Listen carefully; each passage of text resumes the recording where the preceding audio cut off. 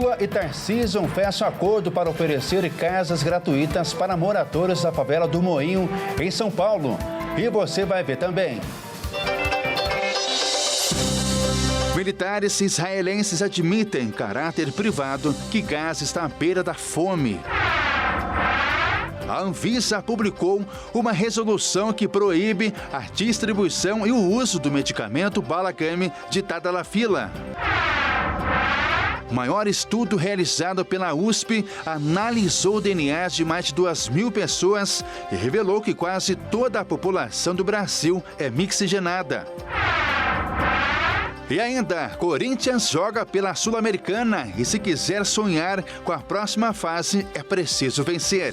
Tudo isso você confere a partir de agora no Jornal das 18h30.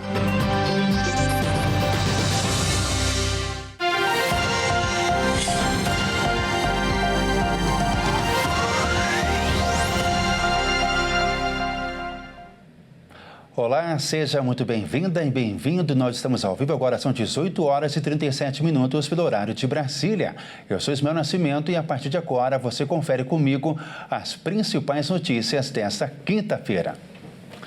O presidente Lula e o governador de São Paulo, Tarcísio de Freitas, fecham um acordo para oferecer casas gratuitas para moradores da favela do Moinho. A União vai subsidiar 180 mil e o Estado 70 mil para que cada família possa comprar uma nova moradia. O presidente Lula e o governador de São Paulo, Tarcísio de Freitas, anunciaram um acordo para atendimento habitacional de moradores da favela do Moinho. A comunidade, localizada no centro da cidade de São Paulo, está em território da União. Um plano de reassentamento de cerca de 800 famílias que vivem no local foi colocado em prática há um mês pela gestão de Tarcísio. Mas parte dos residentes discordam dos termos e uma série de protestos e confrontos com a polícia tem acontecido. Segundo o acordo feito pelo governo federal e estadual, os moradores terão um valor de R$250 mil para comprar uma nova casa. A União participará com R$180 mil e o Estado com R$70 mil. Também foi acordada a retomada das negociações para a cessão da área ao Estado. O projeto paulista prevê um parque no local. Os moradores serão responsáveis por indicar a moradia que pretendem adquirir em qualquer bairro da cidade. Enquanto aguardam a aprovação da compra, as famílias receberão um auxílio moradia de R$ 1.200. Nesta quarta-feira, pelo terceiro dia consecutivo, moradores da favela do Moinho e o batalhão de choque da Polícia Civil entraram em confronto. Houve disparos de balas de borracha por parte da polícia. Manifestantes armaram barricadas e colocaram fogo na entrada da comunidade. A circulação de trens da linha 8 Diamante foi afetada entre as estações Júlio Prestes e Palmeiras Barra Funda. Teve de ser interrompida. A linha foi normalizada por volta das 18 horas. Gaza está à beira da fome e membros das forças de Tel Aviv alertam para a crise alimentar nas próximas semanas, caso o bloqueio à ajuda humanitária permaneça.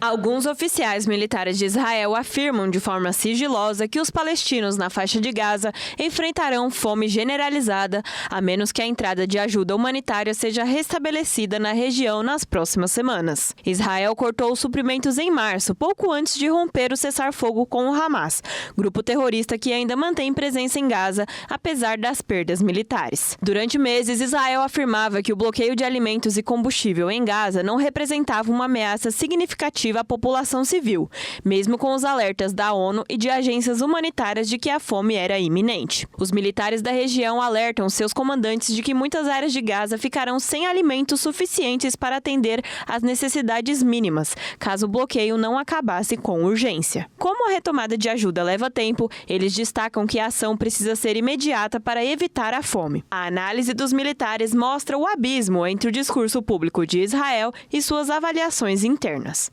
A urgência da situação é evidente. A maioria das padarias fechou, cozinhas solidárias encerraram as atividades e o Programa Mundial de Alimentos das Nações Unidas diz estar sem estoques. Esse reconhecimento da segurança de Israel ocorre enquanto o governo de Netanyahu promete aumentar a ofensiva militar para destruir o Hamas e resgatar os reféns restantes. Os dois objetivos que ainda não foram alcançados após mais de 19 meses de guerra. As restrições israelenses à entrada de ajuda ajuda são um dos temas mais controversos da guerra. Segundo uma autoridade da defesa israelense, o objetivo do bloqueio é enfraquecer o Hamas, dificultando o acesso e a revenda de alimentos e combustíveis destinados à população civil. E com isso, o grupo cederia ou libertaria os reféns capturados nos ataques de 7 de outubro de 2023, que desencadearam a guerra. As fortes chuvas vêm causando estragos na região metropolitana de Recife. Aulas e serviços não essenciais foram suspensos nesta quinta-feira. A chuva vem castigando o estado do Pernambuco com 130 milímetros acumulados nas últimas 24 horas. O Centro de Operações do Recife renovou o estágio de alerta na cidade. Jaboatão dos Guararapes, na região metropolitana, registrou mais de 166 milímetros de chuvas nas 24 horas contabilizadas até 6 horas da manhã desta quinta-feira. O temporal castiga várias cidades da faixa litorânea de Pernambuco desde o final da tarde de ontem, com vários pontos de alagamentos e 2 mortes registradas no bairro da Imbiribeira, na zona sul do Recife. Outras cidades da região metropolitana de Recife e da zona da Mata do Estado também acumulam mais de 100 milímetros de chuvas em 24 horas. No Recife, o acumulado chega a 143 milímetros no Torreão, na zona oeste. Em Olinda, o índice passa dos 131 milímetros no bairro de Jardim Fragoso. O alerta laranja da Agência Pernambucana de Águas e Clima, indicando chuvas moderadas, segue válido até a noite desta quinta-feira. As aulas da rede municipal e os serviços não essenciais estão suspensos nesta manhã. As equipes da Defesa Civil seguem de prontidão, monitorando e atuando nas áreas de morro. Na quarta-feira, a Agência Nacional de Vigilância Sanitária, Anvisa, publicou uma resolução que proíbe a distribuição, fabricação, manipulação e propaganda e o uso do medicamento bala Gamed Tadalafila. Em nota, a agência destacou que a medida foi adotada porque o produto não tem qualquer tipo de regulação. Tadalafila é um medicamento usado para desfunção erétil. O medicamento tem ganhado cada vez mais destaque e popularidade no Brasil, sendo mencionado em letras de músicas e por celebridades. Mas a popularização tem causado medo nos órgãos de saúde pública. Um relatório divulgado pela BBC apontou que a Tadalafila ficou em 3º lugar entre as moléculas mais vendidas no ano de 2024. Só no Brasil, a Anvisa estima que mais de 47 milhões e 200 mil caixas foram vendidas. O Conselho Federal de Farmácia alertou que o uso recreativo indevido da substância pode ser nocivo à saúde, especialmente para casos sem acompanhamento médico. Em nota, a Anvisa reforçou que o medicamento precisa de prescrição médica e o uso só é saudável para condições específicas do paciente. E veja a seguir, mas tudo realizado pela USP analisou o DNA de mais de 2.000 pessoas e revelou que quase toda a população do Brasil é mixigenada. E ainda, Corinthians joga pela Sul-Americana e se quiser sonhar com a próxima fase, é preciso vencer. Nós voltamos já.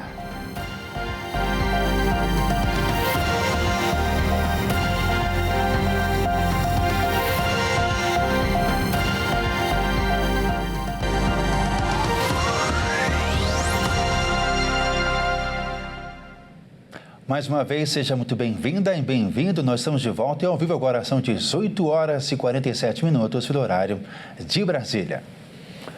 Um desentendimento entre ciclista e motorista terminou em atropelamento no centro de Campo Grande, capital do Mato Grosso do Sul, e o caso repercutiu nas redes sociais e gerou debate sobre o papel de cada um no trânsito. A repórter Carol Oliveira traz as informações. O atropelamento de uma ciclista de 45 anos de idade em Campo Grande, capital aqui do Mato Grosso do Sul, repercutiu nas redes sociais. As imagens mostram a mulher pedalando no meio da Avenida Guaicurus quando um caminhão se aproxima, buzina e tenta passar. Começa então uma discussão e uma sequência de acontecimentos que termina no atropelamento. Essa situação toda reacendeu um debate sobre as regras para ciclistas transitar nas ruas. E desafios que os motoristas podem ou não fazer quando tem alguém pedalando por perto. De acordo com o Código de Trânsito Brasileiro, o ciclista também é considerado usuário da via, assim como os motoristas. E cada um deles tem suas regras específicas a seguir. Onde não há ciclovia, ciclofaixa e acostamento, o veículo do ciclista, que é a bicicleta, deve sempre transitar mais à direita, próximo ao meio-fio. E os veículos que transitem próximos aos ciclistas, eles têm a obrigação de manter 1,5 metro de distância do ciclista. Lembrando que na bicicleta vai uma vida. Então nós, dentro dos veículos automotores, devemos preservar a vida do ciclista. Não só nessa distância de 1,5 metro, mas também na velocidade, porque o deslocamento do ar acaba empurrando o ciclista, que pode vir a sofrer uma queda. Lembrando que o ciclista, quando ele vai utilizar a travessia pela faixa de pedestres, ele deve desmontar da bicicleta. O ciclista também deve seguir as leis, as regras. Então, não avançar o semáforo vermelho, manter uma velocidade adequada, sempre utilizar equipamentos de segurança, o espelho retrovisor do lado esquerdo, a campainha. Nós temos também a obrigatoriedade de uso de refletivos ou farol dianteiro na cor amarela ou branca, traseira vermelha e nas laterais e pedais de qualquer cor. Lembrando que o ser visto traz maior segurança não só para o ciclista, mas também aos demais condutores. Lembrando que o capacete salva vidas e deve também ser utilizado, é recomendado que se utilize na bicicleta. É importante ressaltar que, assim como os motoristas, os ciclistas que desrespeitam as leis de trânsito também podem ser autuados. Eles não podem, por exemplo, atravessar no sinal vermelho, parar sobre faixa de pedestres ou conduzir o veículo sem as mãos no guidão. Outro ponto de atenção é quando o ciclista tem companhia. É proibido pedalar lado a lado. Precisa ser sempre em fila. Levar passageiro também precisa ser no espaço da bicicleta destinado a isso. O desmatamento caiu em todos os biomas brasileiros em 2024, de acordo com dados divulgados hoje pelo MAP Biomas. Apesar da boa notícia, a Mata Atlântica foi a exceção e se manteve estável em relação a 2023. O balanço é uma boa notícia para o governo Lula, que se comprometeu a acabar com o desmatamento ilegal até 2030. A diminuição das áreas desmatadas nos 6 biomas brasileiros foi de 32,4% e 26,9% sobre os alertas de desmatamento. É o segundo ano consecutivo de redução. Ao todo, no ano passado, foram desmatados mais de 1.200.000 hectares e registrados quase 61 mil alertas no território nacional. Pantanal e o Pampa foram os biomas que apresentaram a maior redução das áreas desmatadas. Em terceiro lugar aparece o Cerrado, seguido da Amazônia e da Caatinga. Já a Mata Atlântica teve crescimento de 2%. No recorte de 6 anos, o Brasil perdeu uma área de vegetação equivalente à Coreia do Sul. Foram mais de 9.800.000 hectares desmatados entre 2019 a 2024. 67% desse total foi registrado somente na região da Amazônia Legal. O maior estudo realizado pela USP analisou o DNA de mais de 2.000 pessoas em todo o país e revelou que quase toda a população do Brasil é mixigenada. O estudo foi publicado na revista Science e realizado por pesquisadores da Universidade de São Paulo. A análise demonstrou que o Brasil apresenta um dos mais altos graus de mixigenação do mundo, com ancestralidades europeias, africanas e indígenas. Os genomas de 2.723 pessoas fazem parte do projeto DNA do Brasil. Entre os genomas analisados estão os de comunidades urbanas, rurais e ribeirinhas das 5 regiões do país. Na amostra analisada, cerca de 70% apresenta ancestralidade europeia, 27% africana e 13% nativa. Em relação às regiões do país, no norte e no nordeste se concentram as maiores porcentagens de ancestralidade africana, enquanto as europeias estão no sul e sudeste. A população carrega uma grande herança indígena, maior do que os cientistas já imaginavam, além de uma grande fatia da diversidade genética humana, que inclui um alto número de variantes que não tinham sido identificadas antes. Foi devido à chegada dos europeus e à ocupação do território brasileiro no século XVI que provocou a redução de mais de 90% da população indígena nativa e a escravização de mais de 5 milhões de africanos. Além disso, a equipe identificou mais de 8 milhões de variantes de DNA até então desconhecidas, das quais mais de 36 mil podem ser nocivas ao organismo. Os especialistas do estudo conseguiram revelar conexões, como também partes da história e biologia que existem na diversidade da população brasileira. Os dados revelados podem contribuir tanto para a melhoria da saúde pública do Brasil, como também para as populações historicamente pouco representadas nos estudos, como os povos nativos brasileiros e africanos. O Tribunal de Justiça do Rio de Janeiro afastou Edinaldo Rodrigues da presidência da CBF. Quem assume o cargo é o vice-presidente Fernando Sarney. E, segundo o tribunal, novas eleições devem ser convocadas o mais rápido possível. Edinaldo foi afastado por falsificar uma assinatura na última eleição. Ele estava no cargo desde junho de 2021.